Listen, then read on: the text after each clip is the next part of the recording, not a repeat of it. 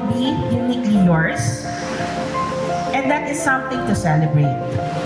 What matters most is that you stay true to your values, embrace challenges as opportunities to grow, and surround yourself with people who uplift and inspire you.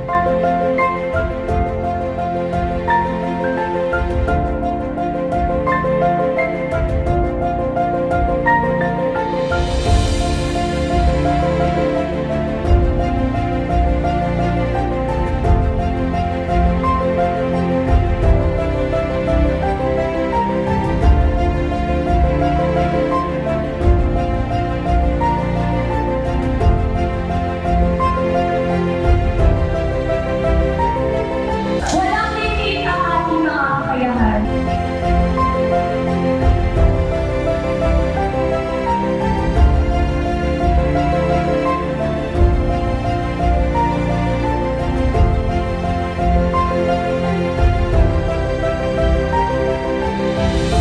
Ang alalahanin nyo lagi, the future is yours to create.